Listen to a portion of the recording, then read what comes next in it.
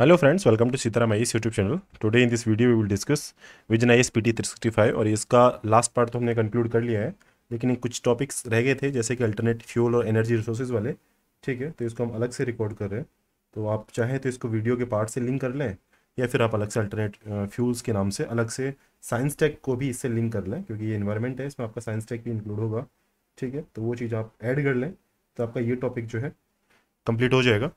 अब यहाँ पे सबसे पहली चीज़ जो हम डिस्कस करेंगे वो है आपका ओशन थर्मल एनर्जी, OTE। ठीक है, तो एक आपका कह सकते हैं कि नेशनल इंस्टीट्यूट ऑफ ओशन आपका कह सकते हैं टेक्नोलॉजी है, और ये इसका काम क्या है कि ओशन में टेक्नोलॉजी के यूज़ करके ओशन की जो एनर्जी है उसको हार्नेस करने का काम इसका मेन होता है। ठीक है, तो आपको नाम याद रखना है कि ओशन की थर्मल जो एनर्जी है ना, इसको हार्नेस करने का काम है NIOT का। ठीक है, ये आपको पता होना चाहिए। इसके अलावा ये जो NIOT जो है, ये नेशनल इंस्टीट्यूट जो है, ये आपका ऑटोनोमस है। ठीक है, ऑटोनोमस है। इसके अलावा ये किस मिनिस्ट्री के अंदर आता है, तो मिनिस्ट्री ऑफ जो आपका अर्थ साइंस है उसके अंदर ये आता है। ये चीज़ आपको पता होनी चाहिए। इसके अलावा देखिए, इसने एस्टेब्लिश किया है इंडिया का ocean thermal energy conversion plant, और वो कहाँ पर हुआ है आपका, लक्षद्वीप की कवरत्ती जगह पे। ठीक है, तो OTEC जो है आपका OTEC, तो तीन चीज हुई। OTE हो गया, NIOT हो गया, और एक आपका OTEC हो गया। ठीक है, तो OTEC प्लांट बोलेंगे उसको, OTEC प्लांट। ये कवरत्ती में हुआ। NIOT आपका ऑटोनोमस बॉडी है मिनिस्ट्री ऑफ अर्थ साइंस के अंदर, और OTE आपका ओशन थर्मल एनर्जी को कहते हैं। ठीक है, इसके अलावा क्या चीज़ देखनी है आपको कि ये किस चीज़ पे काम करेगा, तो ये आपका लो टेम्परेचर थर्मल जो डिसैलिनेशन होता है उसके बेस पे ये काम करेगा। 1980 से पहले 1980 में भी तमिलनाडु में एक OTC प्लांट लगाया गया, लेकिन उसको बाद में बंद कर दिया गया। तो मतलब आपको कहे कि ये फर्स्ट आपका ओशन थर्मल एनर्जी कन्वर्जन वाला प्लांट है कवरत्ती में। तो ये आप स्टेटमेंट थोड़ा सा ध्यान रखना है, गलत करना है, क्योंकि इससे पहले भी तमिलनाडु में काम हो चुका है। और ओशन थर्मल की जो ओशन एनर्जी के ऊपर जो क्वेश्चन है काफ़ी बार बनता है। ठीक है, पहले ओशन मीन टेम्परेचर, इसके ऊपर UPSC शायद 2020 में क्वेश्चन पूछ चुकी है। ठीक है, तो ऐसा अच्छा क्वेश्चन फिर से बन सकता है। और इसके अलावा आप देखिए कि टेम्परेचर डिफरेंस जो है 20 डिग्री का होना चाहिए। अब यहाँ पे कह दे कि लगभग 30 डिग्री का डिफरेंस होता है या 5 डिग्री का होता है, तो आपको बस ध्यान रखना है 20 डिग्री सेंटीग्रेड का वहाँ पे क्या होता है, टेम्परेचर डिफरेंस होना चाहिए ओशन के लेयर्स में, वाटर की जो आपकी कह सकते हैं सतह जो है और उसके नीचे वाले एरिया में। तो वहाँ पे एनर्जी जो थर्मल एनर्जी उसको हार्नेस किया जा सकता है। अब और क्या क्या फॉर्म हो सकती है, तो आपको पता है वेव एनर्जी है, करंट एनर्जी है, टाइडल एनर्जी है। तो इन सबको आप अलग अलग तरीके से यूज कर सकते हैं। अब दो आप पता रखें, जो करंट एनर्जी है इसमें आपकी काइनेटिक एनर्जी यूज की जाती है, और जो टाइडल एनर्जी है इसमें आपकी पोटेंशियल एनर्जी यूज की जाती है। ठीक है, तो ये आपको पता होना चाहिए। टाइड जो है ये आपकी पोटेंशियल रखें एनर्जी का, इस तरह से लिंक कर लें। और करंट जो है, करंट तो जो आप कहते हैं कि धारा बहती है, तो उसमें आपकी काइनेटिक एनर्जी है, क्योंकि उसमें कुछ मूवमेंट हो रही होती है, तो वहाँ पे उसको काइनेटिक से लिंक करें। करंट काइनेटिक, टाइडल आपकी पोटेंशियल। इसके अलावा देखिए और क्या चैलेंजेस क्या है इसमें, तो चैलेंजेस ये है कि एक्सीडेंटल रिलीज होता है बायोसाइड वगैरह का, ऐसा कुछ पॉल्यूशन वगैरह की ये चीज़ें हमने अलग से लिखी थी। ठीक है, तो ये इसको आप कई जगह लिंक कर सकते हैं कि क्या क्या चीज़ें इश्यूज देखने को मिलते हैं, चैलेंजेस देखने को मिलते हैं पॉल्यूशन में। ठीक है, और इसके अलावा वाटर जो ट्रीटमेंट में क्या क्या प्रॉब्लम्स आती हैं इसमें, जो ये जो प्लांट जो होते हैं इसमें ये चैलेंज देखने को मिलते हैं। इसके अलावा एक सिंधुजा फर्स्ट IIT मद्रास ने कुछ एक बनाया आपका, वो क्या है आपका ओशन वेव एनर्जी कन्वर्टर है। ठीक है, तो ये आपका ध्यान रखना है, IIT मद्रास है साउथ में तमिलनाडु में।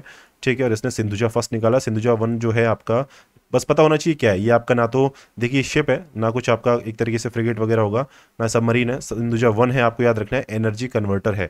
ऐसा क्वेश्चन बहुत शानदार बनेगा, क्योंकि सिंधुजा जो है नाम आपको कंफ्यूज कर देगा एग्जाम में। तो एक तो ध्यान रखें, दो चीज़ पेज पे याद रखनी है। पहला तो ये कि कवरत्ती में पहला प्लांट नहीं है ओशन थर्मल के लिए, इससे पहले तमिलनाडु में बन गया। और दूसरा सिंधुजा वन जो है आपका एनर्जी कन्वर्टर है, ओशन वेव का एनर्जी कन्वर्टर है। ठीक है, तो ये आपको पता होना चाहिए। तीसरी आप माइन्यूट सी बात याद रखें, करंट एनर्जी में काइनेटिक एनर्जी होती है, टाइडल एनर्जी में आपकी पोटेंशियल एनर्जी होती है। इसके अलावा आपको कोई भी चीज़ याद नहीं रखनी, क्योंकि NIOT है, आप आराम से तुक्का लगा लेंगे। आपको पता है एनर्जी के लिए अलग से ऑटोनोमस एक ऑटोनॉमी होना एनर्जी जनरेट करने के लिए उस बॉडी के पास में बहुत जरूरी होता है। ठीक है, मिनिस्ट्री ऑफ अर्थ साइंस जो है इसकी एक बार वेबसाइट खोल लें, वहां से देख लें कि क्या क्या काम करती है, तो आपको आइडिया लग जाएगा कि हाँ मिनिस्ट्री ऑफ अर्थ साइंस इन चीज़ों में काम कर रही है। इसके आगे हम बात करते हैं आगे टॉपिक पे कि अगला टॉपिक हम क्या डिस्कस करेंगे, तो आपका कोल गैसिफिकेशन है। कोल गैसिफिकेशन आपको अच्छे से मालूम है, मेरे से ज़्यादा आपको पता होगा कि कार्बन मोनोऑक्साइड और जो H2 का मिश्रण जो होता है इसको क्या बोलते हैं, सिन गैस बोलते हैं। ठीक है, अब इसके लिए दो रिक्वायरमेंट होती है कोल गैसिफिकेशन के लिए, 30 किलोग्राम पर सेंटीमीटर स्क्वायर, मतलब 1 सेंटीमीटर स्क्वायर में 30 ग्राम 30 kg के बराबर प्रेशर होना चाहिए और टेम्परेचर जो है आपका 125 से 1200 के डिग्री के आसपास टेम्परेचर होना चाहिए। तो ये कंडीशन है। इसके अलावा कुछ और चीज़ें हैं। करोजिव स्लैग यहाँ पे बनता है, H2S गैस वगैरह निकलती है, सिन गैस इसका प्रोडक्ट होता है। बाय प्रोडक्ट में आपका ये आपकी जो है ना H2S जो है, इसको क्या बोलते हैं, H2S को एक H2S हाइड्रोजन सल्फाइड है, इसका कुछ और नाम होता है, अभी याद नहीं आ रहा मुझे। प्लस कार्बन डाइऑक्साइड भी इसमें निकलती है और इसमें स्लैग भी निकलता है। तो ये इसके बाय प्रोडक्ट भी होते हैं। ठीक है, इसके अलावा और देखिए दो प्रोसेस होते हैं, इन सीटू एक्स सीटू। ये आप नॉर्मल दिमाग लगा सकते हैं कि कोई प्रोसेस चल रही होगी तो जिसमें थोड़ी एडवांस टेक्नोलॉजी यूज़ करनी होती है, वहाँ पे दोनों तरह की प्रोसेस हो सकती हैं। ठीक है, तो इन सीटू एक्स सीटू दोनों याद रखें। अब इसके अलावा क्या है, देखिए कुल गैसिफिकेशन क्या है, ये आपका 50% कंसेशन इसमें दिया गया है रेवेन्यू शेयर में, यदि कोल गैसिफिकेशन कोई प्लांट में किया जा रहा है। ठीक है, तो ये आपको बस ध्यान रखना है कि यूनियन गवर्नमेंट ने अभी अलाउ कर दिया है 50% कंसेशन। ठीक है, अब जरूरी क्या है इस चीज़ के लिए, 50% कंसेशन के लिए, कि हमें कम से कम 10% शेड्यूल्ड कोल प्रोडक्शन जो है, जो कि अप्रूव हुआ है माइनिंग प्लान में, ठीक है, साल के, उसमें ये हमें गैसिफिकेशन के लिए तो वहाँ पे कोल यूज़ करना ही करना है। मतलब माइनिंग वाले जो लोग हैं ना, जो माइनिंग हो रही है, तो उसका तुम 10% कोल यूज़ करो कोल गैसिफिकेशन के लिए, तो आपको 50% कंसेशन रेवेन्यू शेयर में आपको मिल सकता है कोल गैसिफिकेशन के में। तो ये काम किसने किया, यूनियन गवर्नमेंट ने किया। ठीक है, इस लाइन को आप दोबारा सुन लें। ठीक है, 50% कंसेशन दिया यूनियन गवर्नमेंट ने, किसी स्टेट ने नहीं दिया। दूसरा, आपको कितना परसेंट कोल यूज़ करना है प्रोडक्शन के लिए कोल गैसिफिकेशन में, वो है आपका 10%। दो चीज़ आपको ये पता होनी चाहिए। इसके अलावा और इसमें कोई स्पेसिफिक डिटेल्स आपको मालूम नहीं होनी चाहिए। बाकी जो बाई प्रोडक्ट है, जैसे प्रोडक्ट तो इसका सिन गैस होगा, carbon monoxide plus H2। By product में हाइड्रोजन सल्फाइड भी निकल सकता है, क्योंकि हाइड्रोजन यहाँ पे है। सल्फर कोल के जो डिपॉजिट्स होते हैं उसमें मिलती है, तो वहाँ पे हाइड्रोजन सल्फाइड मिल सकती है। अब कार्बन मोनो जो ऑक्साइड है ये है, तो यदि ढंग से ऑक्सीजन वहाँ अवेलेबल हो गया तो कार्बन और डाइऑक्साइड बन जाएगा। स्लैग आपको पता है कि ये मिलेगा ही मिलेगा। जहाँ पे आपका एक तरीके से, जहाँ पे कह सकते हैं कि केमिकल प्रोसेस जो हो रहा है, और यहाँ पे यदि कुछ मेटेलिक ऑक्साइड वगैरह वहाँ प्रेजेंट है, तो वहाँ पे आपको कह सकते हैं स्लैग तो मिल ही सकता है। वो मेटेलिक स्लैग हो सकता है या कुछ और तरह का भी हो सकता है। ठीक है, प्रोसेस दोनों आपको पता चल गई। तीन तरह का गैसीफर, ये गैसिफिकेशन होता है, जिसमें तीन गैसीफर कहलाते हैं। एक तो फिक्स बेड है, जाकि मतलब जहाँ इतनी डेप्थ है 3 किलोमीटर नीचे कोल की जो कह सकते हैं यहाँ पे लेयर्स हैं, उसको कोल बेड बोलते हैं। ठीक है, तो एक फिक्स बेड है, मतलब उसकी लोकेशन फिक्स है वहाँ पे। तो ये क्या होता है आपका, यहाँ पे थर्मल एफिशिएंसी उसकी काफ़ी हाई होती है। ये आपको थोड़ा सा याद रखना है फिक्स बेड गैसीफर की। एक फ्लूइडाइज्ड बेड गैसीफर होता है, जिसकी कॉस्ट कम होती है। ठीक है, क्योंकि आपने उस चीज़ को बाहर निकाल लिया है और अब आराम से प्लांट सेट किया और फिर उसको वहाँ पे गैसिफिकेशन आपका हो रहा है। एक है आपका इंट्रेन्ड फ्लो गैसीफर, इसमें क्या होता है, सिन गैस होती है और आपका जो ये आपका जो ऑयल और तार जो निकलते हैं, टार जो निकलता है, उससे फ्री सिन गैस होती है। ठीक है, मतलब आपका जो जो प्रोडक्ट आपको निकालना है वो एकदम शानदार निकलता है। तो एक में कॉस्ट कम है, वो फ्लूइडाइज्ड है। ठीक है, एक में एफिशिएंसी अच्छी है थर्मल, वो फिक्स्ड है, और एक में आपका सिन गैस प्योर निकलती है, वो आपका इंट्रेंड है। तो ये तीन चीज़ आपको अच्छे से याद रह जाए तो कोल गैसिफिकेशन में क्वेश्चन बनता है, तो आप आराम से उसको कह सकते हैं कि अच्छे से उसको मार्क्स स्कोर कर सकते हैं विदाउट एनी मिस्टेक। अब इसकी एडवांटेज क्या है, देखिए एक तो क्लीन टेक्नोलॉजी आएगी कोल के लिए। दूसरा, आपका जो इसके अलावा आपका जो स्क्रबर स्लज वगैरह जो होता है ना, यहाँ पे ऐसा कोई प्रोड्यूस नहीं, क्योंकि वो जो आपका लास्ट में कार्बन जो बचा था ना, वो भी आपका यूज हो गया ना गैसिफिकेशन में। तो ये सबसे बेनिफिशियल इसीलिए होता है। इसके अलावा मोस्ट ऑफ वॉश वाटर जो होता है ना, वो रिसाइकिल हो जाता है इसमें। मतलब इसको इस प्रोसेस में यदि वाटर यूज हुआ है तो वो रिसाइकिल इसमें होता रहेगा। इसके अलावा अब देखो, ये आप जरूर याद रखें कि इसमें वाटर का वेस्ट होता है, ऐसा दे देगा तो वो वेस्ट नहीं होता। टेक्नोलॉजी में, साइंस टेक में कुछ चीज़ ऐसी होती है जहाँ पे वेस्टेज कम होता है और उसकी जो यूटिलिटी ज़्यादा होती है। ठीक है, ये चीज़ आपको थोड़ा सा ध्यान रखना होता है। लेकिन यहाँ पे आपको देखिए वाटर एफिशिएंसी अच्छी है इसकी।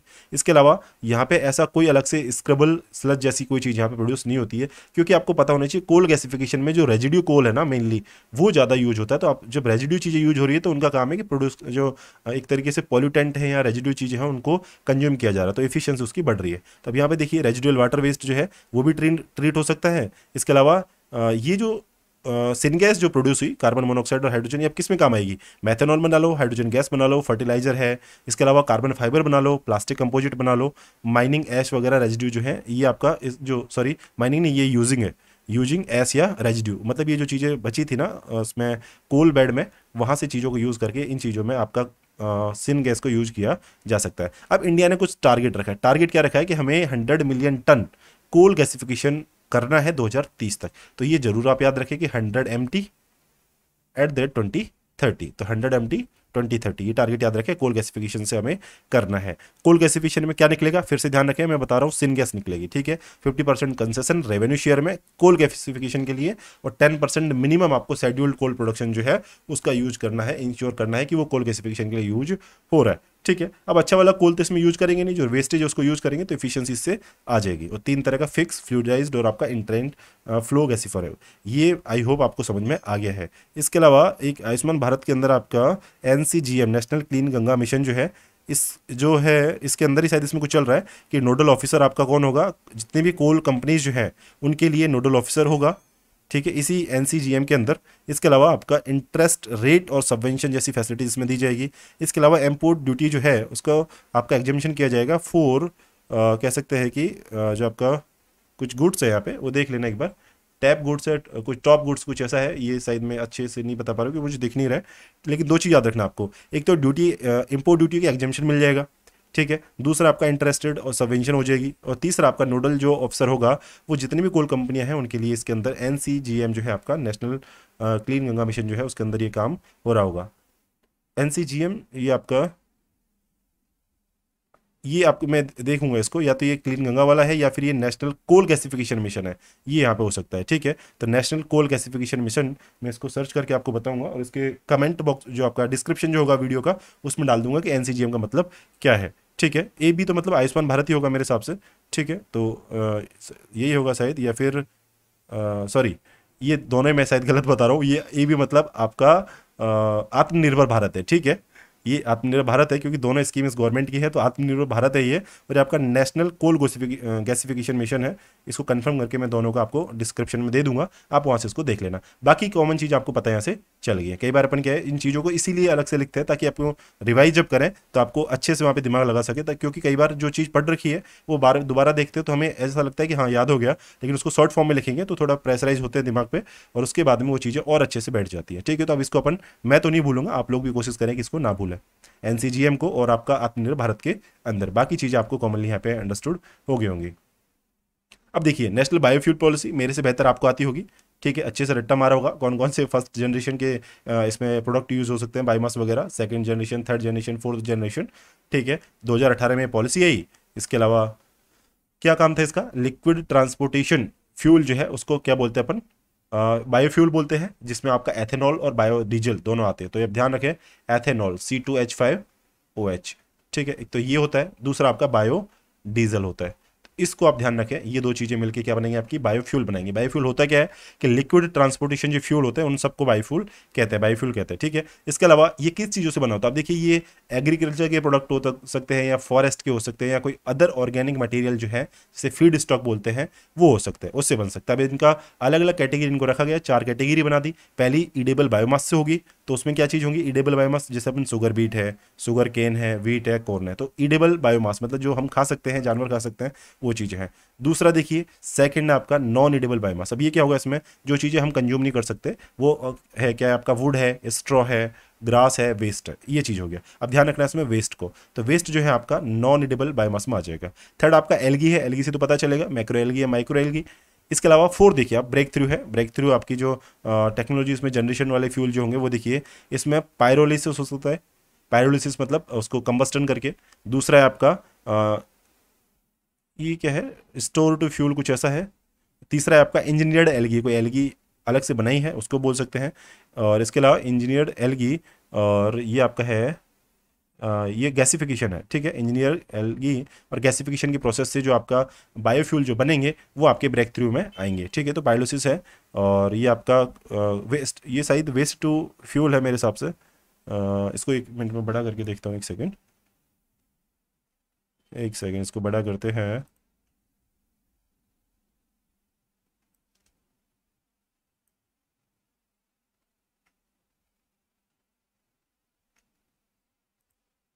एक सेकेंड,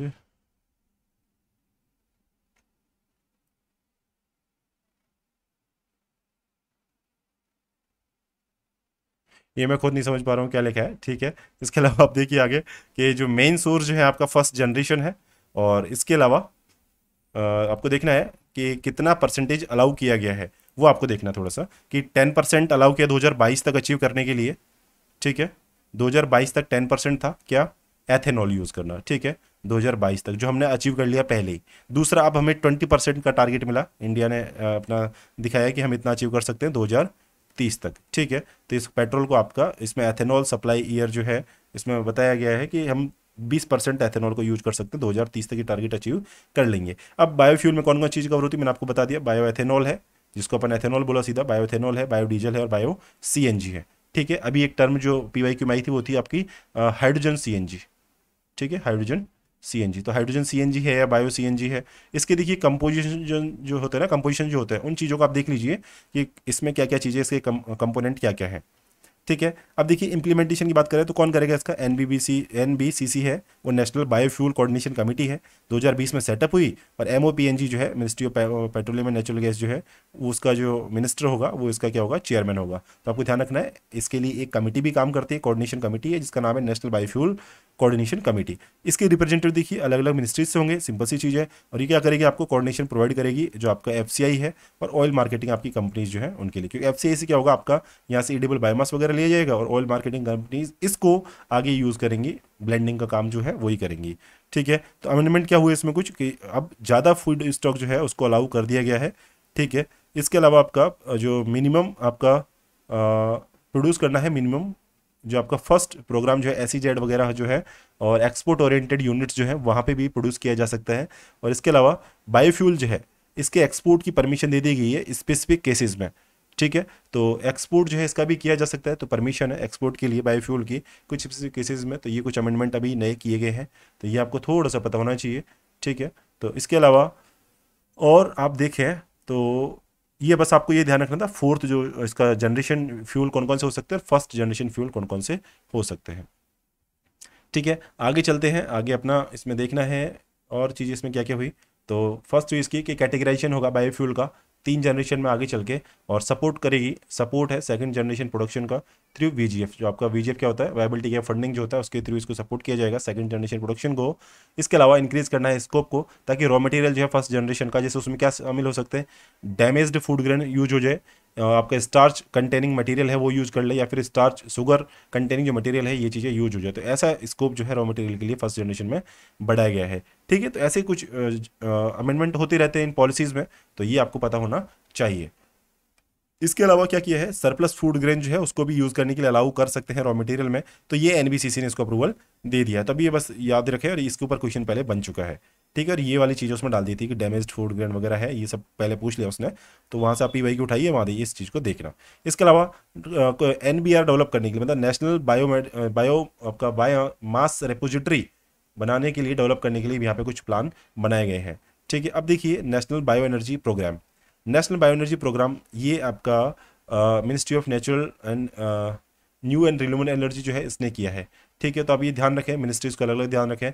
एमओपीएनजी ने तो क्या किया, आपका जो आपका एनबीसीसी था, नेशनल बायोफ्यूल कोऑर्डिनेशन कमेटी जो थी एमओपीएनजी के अंदर थी, और नेशनल बायो एनर्जी प्रोग्राम जो है, ठीक है। तो बायोफ्यूल जो था आपका ministry of petroleum natural gas के अंदर था, और ये आपका जो है नेशनल बायो एनर्जी जो है ये आपका ministry of new and renewable energy के अंदर है। और कितने साल के लिए, 5 साल के लिए, 2021-22 से 25-26 के लिए काम चल रहा है। अब इसमें क्या होगा, आपका बायो एनर्जी प्रोग्राम में क्या बताया है कि इलेक्ट्रिसिटी या फिर हम गैस जनरेट कर सकते हैं, या फिर हम जो ऑर्गेनिक मटेरियल है बायोमास है उससे इलेक्ट्रिसिटी या गैस दो चीज़ हम जनरेट कर सकते हैं। तो ये आपका बायो एनर्जी का इसमें कह सकते हैं कि एक यूज हो गया, जनरेशन हो गया यहाँ पे, ठीक है। अब बायोमास क्या होता है, एक रिन्यूएबल ऑर्गेनिक मटेरियल जो होता है उसको बायोमास कहते हैं, ठीक है। तो इसके अलावा और क्या कर सकते हैं कि ये कहाँ से आता है, तो ये आपका जो प्लांट या एनिमल जो होते हैं उनका जो कह सकते हैं कि एक्सक्रीटा होता है या फिर उनका रेजिड्यू होता है, ठीक है, वहाँ से ये चीज़ें ऑर्गेनिक मटेरियल जो रिन्यूएबल होता है वो जनरेट हो जाता है, उससे हम बायोमास कहते हैं, ठीक है। तो इसका मेजर कंपोनेंट क्या होता है बायोमास का, तो वो आपका कार्बन होता है, ये चीज़ आपको पता होनी चाहिए। दूसरा, जो आपका बायोमास जो है वो रॉ मटेरियल किसके लिए होगा, वो बायोगैस बनाने के लिए होगा, ठीक है। तो बायोगैस से फिर आगे चीज़ें काम में आ सकती हैं। अब बायोगैस क्या है, ये आपका रिन्यूएबल फ्यूल आपको पता चल गया है। इससे क्या होगा, आपका ऑर्गेनिक जो आपका वाटर ब्रेकडाउन जो है इससे ही प्रोड्यूस हो सकती है फ्यूल। इसके अलावा माइक्रो ऑर्गेनिज्म जो है वो इसको प्रोड्यूस कर सकते हैं, लेकिन इसमें ऑक्सीजन की एब्सेंस होती है, ये आप स्टार लगा लें कि ऑक्सीजन की एब्सेंस में माइक्रो ऑर्गेनिज्म जो होते हैं वो प्रोड्यूस करते हैं, ठीक है। ऑर्गेनिक मटेरियल जो है, वाटर नहीं है, सॉरी ये मैंने गलत लिख दिया, सही है, ये मैटर है ये, ठीक है, वाटर गलत लिखा है, ये मैटर ध्यान रखना। ऑर्गेनिक मैटर के ब्रेक डाउन करते हैं और micro organism in absence of oxygen. ठीक है, तो ये आपको पता होना चाहिए। इसके अलावा ये रिन्यूएबल फ्यूल है जिसे बायोगैस बोलते हैं। तो बायोगैस किस में बनेगा? आपका बायोमास में बनेगा। ठीक है, तो आपको बायोगैस बनाने के लिए बायोमास चाहिए। तो बायोगैस क्या हुआ, ये कैसे बनता है, ये आपको प्रोसेस पता चल गया। बायोमास क्या क्या चीज़ होती है? तो आपका रिन्यूएबल ऑर्गेनिक मटेरियल जिसमें कार्बन की अवेलेबिलिटी होती है और वो आपका प्लांट एनिमल से आता है। तो ये कुछ टर्म का आपको जो डेफिनेशन है, जो आपका कह सकते हैं उसका कि समझना जो होता है उसकी डेफिनेशन को अच्छे से, वो यहाँ पे हो गया। ठीक है, तो ये आपको पता चल जाना चाहिए कि हमें इलेक्ट्रिसिटी या गैस जनरेट करनी है ऑर्गेनिक मटेरियल से, बायोमास से, उसे बोलेंगे हम बायो एनर्जी। ठीक है, तो बायोमास से कोई भी तरह की एनर्जी या इलेक्ट्रिसिटी जनरेट करना आपका बायो एनर्जी कहलाएगा। अब इसमें देखिए क्या चीज़ें हैं, इसमें चीज़ें हैं आपकी हाँ अच्छा, ये एक चीज़ और देख लीजिए, जो बायोगैस है ना, बायोगैस में आपका कंपोनेंट क्या क्या होंगे? मैथेन और कार्बन डाइऑक्साइड होंगे। ठीक है, क्योंकि यहाँ पे कार्बन है तो मैथेन भी उस कार्बन का कह सकते हैं कि कंपाउंड होता है, और CO2 भी उसका कंपाउंड होता है। अब देखिए, नेशनल बायो एनर्जी प्रोग्राम जो है इसमें 3 सब स्कीम को मिला दिया। कौन कौन सा? वेस्ट टू एनर्जी प्रोग्राम था जो IRED के अंदर था, बायोमास प्रोग्राम था, ये भी IRED के अंदर था, और बायोगैस जो प्रोग्राम है ये भी आपका IREDA, RBI और नाबार्ड द्वारा इनकी फंडिंग है, और IREDA और PIA जो है ये को काम कर रहे हैं। अब देखिए, वेस्ट टू एनर्जी प्रोग्राम था, इसका काम क्या था कि भाई वेस्ट डिस्पोजल के लिए सबसे बेस्ट प्रोग्राम था ये। बायोमास प्रोग्राम क्या था कि जो स्टेबल बर्निंग जो था उसको कर्ब करने के लिए बायोमास प्रोग्राम लाया गया।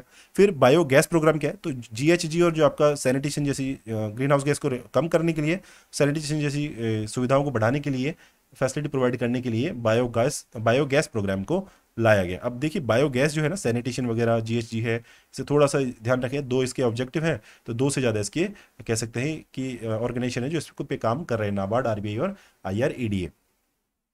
ठीक है, तो अब यहाँ पे बायोमास और बायोगैस, इन दोनों चीज़ों को मैंने बता दिया कि बायोगैस क्या है और बायोमास क्या है, और इससे बायो एनर्जी क्या होगी।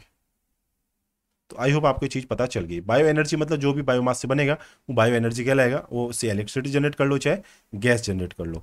ठीक है, अब गैस जो जनरेट होगी उसको बोलेंगे बायो गैस। और बायोगैस के कंपोनेंट क्या होंगे? एक तो मैथेन होगा और एक CO2। ये थोड़ा सा वीडियो बड़ा हो जाएगा, लेकिन ये काफ़ी इंपॉर्टेंट टर्म होती हैं, अच्छे से आ जानी चाहिए आपको समझ में।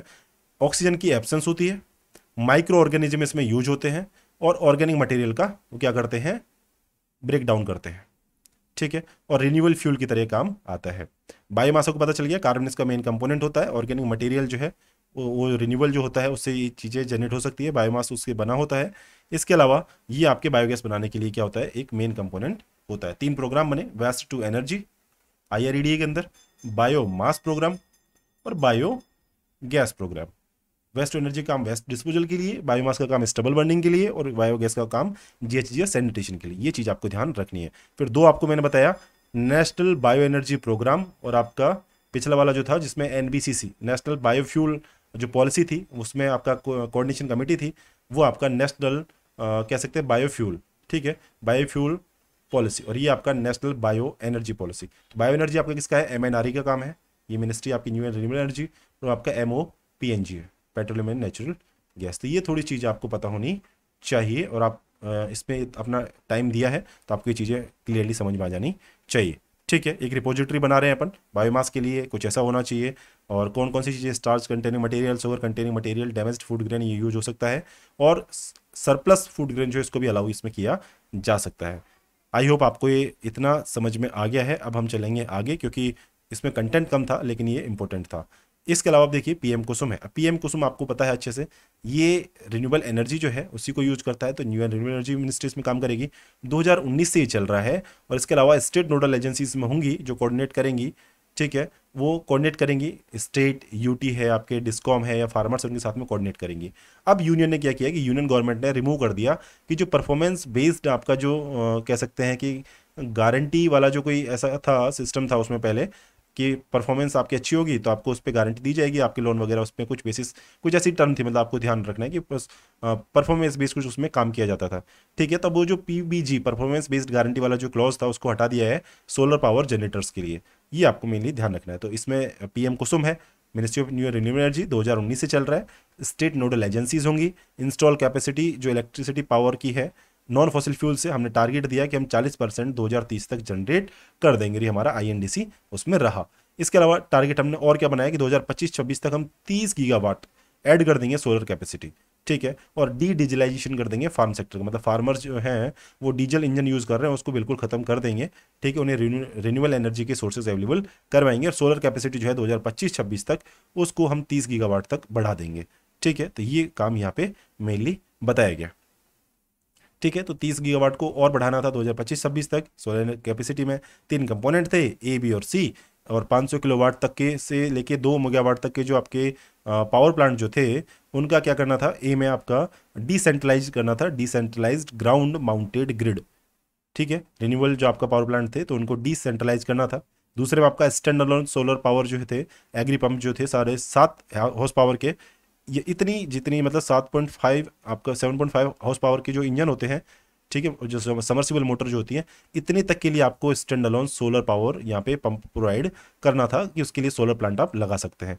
ठीक है, इसके अलावा यहाँ पे जरूरी चीज़ ये थी कि देसी सोलर पंप का यूज होना चाहिए, मतलब जो सोलर पंप जो है बाहर से नहीं होना चाहिए, तो जो यहाँ की कंपनी है उसका यूज होना चाहिए। ठीक है, अब आप मुझे बताना कि कर्लोस्कर जो कंपनी है ना, कर्लोस्कर एक कंपनी है जो ये वाटर पंप बनाती है, देखना आप कहाँ की है। ठीक है, तो आपको ये देखना है कि इसको अलाउ किया है नहीं किया, ये आपको पता चल जाए। कर्लोस्कर यदि बाहर की है तो अलाउ नहीं होगा, और यहाँ की है तो अलाउ हो गया होगा उसको। ठीक है, तो उससे यदि कोई फार्मर यदि पंप खरीदेगा और वो 7.5 हाउस पावर का होगा तो उसको stand alone solar power agriculture pump वहाँ पे अवेलेबल करवाया जाएगा। ठीक है, इसके अलावा सोलराइजेशन ऑफ एग्रीकल्चर, जो आपके एग्री फीडर्स जो है उनका सोलराइजेशन करने की जरूरत थी। इसमें 30% जो आपकी पावर कॉस्ट जो है वो यूनियन बेयर करेगी, और 70% आपका जो है स्टेट ऑन डिस्कॉम्स वहाँ पे करेंगे। इसके अलावा सॉरी इसके अलावा सोलर एनर्जी इन इंडिया की बात करें तो हम देखिए, फोर्थ है सोलर पीवी डिप्लॉयमेंट में अक्रॉस ग्लोब। मतलब हमने जो फोटोवोल्टिक जो आपका वो जो है होते हैं ना पैनल, जो होते हैं पीवी पैनल जो है सोलर वाले, उसमें हम फोर्थ है। कितनी रिन्यूएबल एनर्जी अपन जनरेट करते हैं 2022 तक, 175 गीगावाट हमने 2022 तक जनरेट की। ठीक है, इस टारगेट का भी हमने बढ़ा दिया, 175 को हमने कितना कर दिया वो आप मुझे बताना। इसके अलावा 40% का टारगेट तो मैं बता दूं, 40% तो पेज पे लिखा हुआ है, 40% हमें 2030 तक नॉन फॉसिल फ्यूल को करना है। ठीक है, अब आपको बताना है रिन्यूएबल एनर्जी को कितना करना है। ठीक है, तो नॉन फॉसिल फ्यूल में तो क्या होगा आपका, नॉन फॉसिल फ्यूल में फॉसिल फ्यूल के अलावा चीज़ें यूज होंगी। ठीक है, हाइड्रो का टारगेट कितना है, हाइड्रो को हटा देंगे तो क्या आएगा वहाँ पे, रिन्यूएबल एनर्जी वाली चीज़ें अलग से आ जाएंगी। तो आपका इसमें हाइड्रो पावर को हटा के और उसको साथ रख के एनर्जी की जो कैटेगरी बनती है उसको एक बार देख ले। इसके अलावा 175 गीगावाट का आपका रिन्यूएबल एनर्जी का टारगेट 2022 तक था। 100 गीगावाट हमने सोलर से जनरेट की, और 61 गीगावाट हमने इसका क्या था अचीव कर लिया, कुछ ऐसा अलग से इसका कंपोनेंट रहा है। इसके अलावा 280 गीगावाट फ्यूचर टारगेट हमारा है सोलर एनर्जी के लिए। ठीक है, तो ये आपको पता होना चाहिए। ठीक, इसके अलावा आगे चले, इसमें वो है ऑर्गेनिक सोलर सेल। अब आईआईटी कानपुर जो है उसने कुछ डेवलप किया, और ये इसका काम है कि स्टील रूफ यदि होगी छतों की, ठीक है, तो वो कन्वर्ट कर सकती है एनर्जी में, जो आपकी सोलर हीट जो होगी उसको एनर्जी में कन्वर्ट कर सकती है, और इमर्जिंग एक पीवी टेक्नोलॉजी ये कहलाएगी। तो इसको ऑर्गेनिक सोलर सेल, ध्यान रखें आईआईटी कानपुर ने किया है इसका काम। थोड़ा सा ध्यान रखें, इसको आईआईटी मद्रास या दिल्ली वगैरह से लिंक ना करें, आईआईटी कानपुर से रखें, यूपी से लिंक करें ऑर्गेनिक सोलर सेल। ठीक है, और काम क्या है, स्टील रूफ जो है उस पर कन्वर्ट कर सकता है एनर्जी को। इसके अलावा इंडिया जो है उसका टारगेट है फ्लोटिंग, इंडिया का largest floating solar power project कह सकते हैं, ये रामागुंडम में है, क्वेश्चन आ चुका है इसके ऊपर, 100 मेगावाट का था ये। इसके अलावा एनटीपीसी ने इसको बनाया। इसके अलावा घर के ऊपर सोलर इज सुपर, ऐसा कुछ कैंपेन चला, ministry of new renewable energy का था, और 100 सिटीज़ में ऐसा चलाया गया, टीयर 2 और टीयर 3 जो सिटीज़ थी, 40% सब्सिडी यहाँ पे प्रोवाइड की गई हाउस होल्ड के लिए कि वो सोलर जो पैनल जो है उसको इंस्टॉल कर सके। तो यहाँ पे 40% सब्सिडी दी जा रही थी। ठीक है, इसके अलावा इलेक्ट्रिसिटी रूल 2022 आए, काम क्या था कि यहाँ पे प्रमोट करना था रिन्यूएबल एनर्जी को, ताकि हम किसके थ्रू, वो ग्रीन एनर्जी ओपन एक्सेस के थ्रू।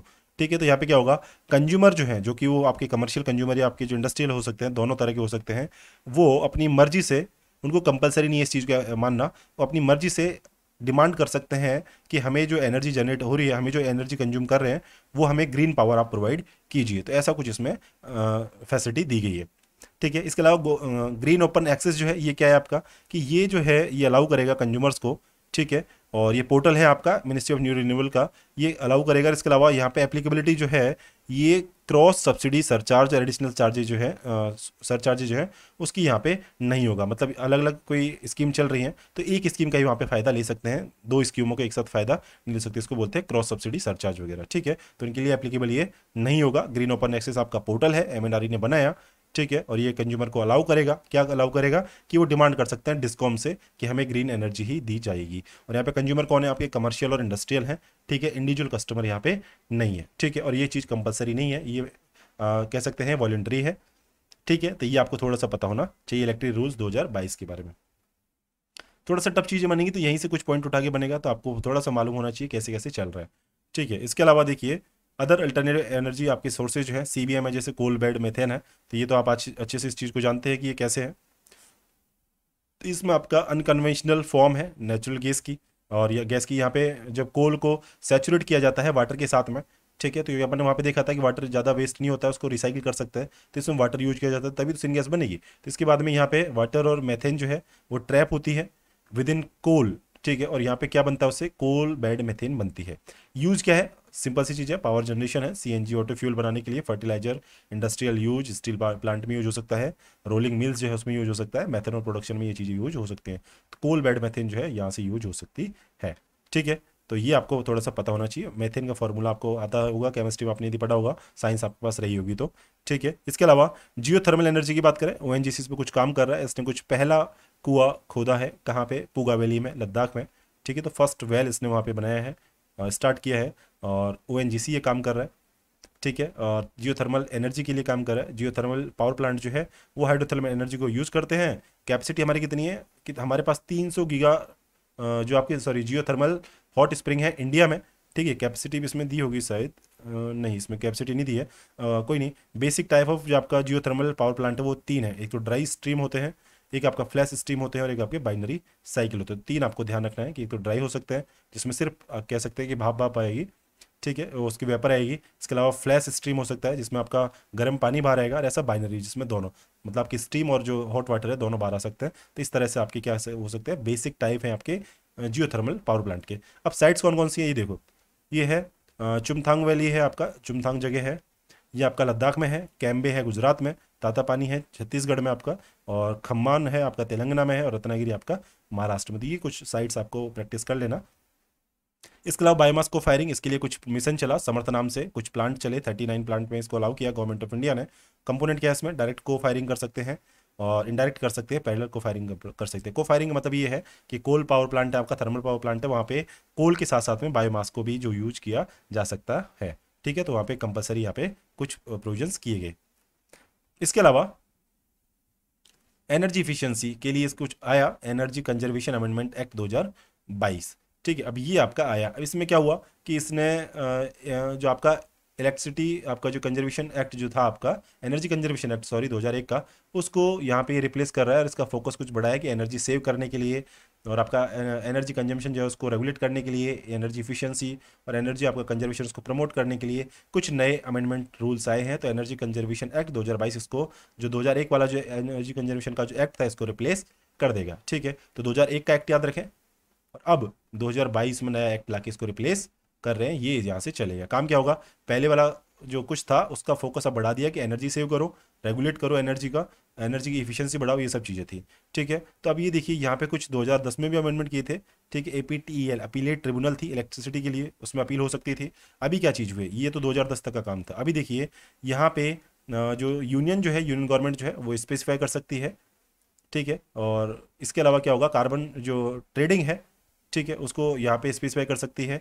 इसके अलावा ट्रेडेबल परमिट यहाँ पे दे सकती है प्रोड्यूस करने के लिए as specified amount of CO2 और अदर GHGs, ठीक है। तो ग्रीन हाउस गैस है या फिर CO2 का जो एक स्पेसिफिक अमाउंट जो गवर्नमेंट अलाउ करेगी, उस पर आपको कुछ परमिट दिए जा सकते हैं। तो ये आपके एनर्जी कंजर्वेशन में ये जो नया अमेंडमेंट है इसमें फीचर्स है। इसके अलावा और क्या है कि यहाँ पे यूनियन या अदर कोई ऐसी अथॉरिटी जो यूनियन वहाँ पे एजेंसी के फॉर्म में बनाएगी, वो आपका जो कार्बन सर्टिफिकेट जो है उसको जारी कर सकती है, ठीक है। इसके अलावा डेजिग्नेटेड जो कंज्यूमर्स होंगे वो उनकी, अब जिनको ऐसा कह सकते हैं कि परमिट जारी कर दिया, परमिट जारी करने के बाद में भी वो इस एनर्जी के जो कह सकते हैं कि जो एनर्जी इफिशियंसी बनाए जाने के लिए उनके कुछ बाउंडेशन थे उसको नहीं मान रहे हैं, उनको परमिट दे दिया है, तो उसके फिर उस पर क्या है कि डेजिग्नेटेड जो कंज्यूमर होंगे ऐसे जिनको परमिट दे दिया है, उन पर पेनल्टी लगाई जा सकती है। वो कितनी होगी, 10 लाख तक की होगी, यदि वो ऑब्लिगेशन जो उनको दिए गए उनको पूरा नहीं करते हैं तो, ठीक है। तो ये चीज़ आपको पता होनी चाहिए, ठीक है, कि मतलब सेंट्रल कोई ऐसी अथॉरिटी बनाएगी जो कार्बन सर्टिफिकेट देगी,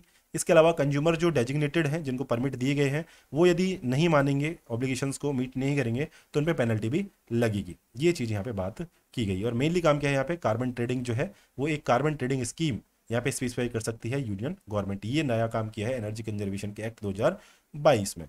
इसके अलावा आपका यहाँ पे पहले क्या चल रहा था, ECCB, ये क्या था, energy conservation code for buildings था। ये अब चेंज हो गया ECSBC। ये क्या है आपका, इसको रिप्लेस कर दिया ECCB को इसने, ECSBC ने। ये क्या, energy conservation and sustainable building code. वो पहले क्या था, सिर्फ कोड फॉर बिल्डिंग था, ये सस्टेनेबल बिल्डिंग कोड है। तो बस एक नाम में थोड़ा चेंज किया है और सस्टेनेबल बिल्डिंग कोड के फॉर्म में उसको बनाया गया है।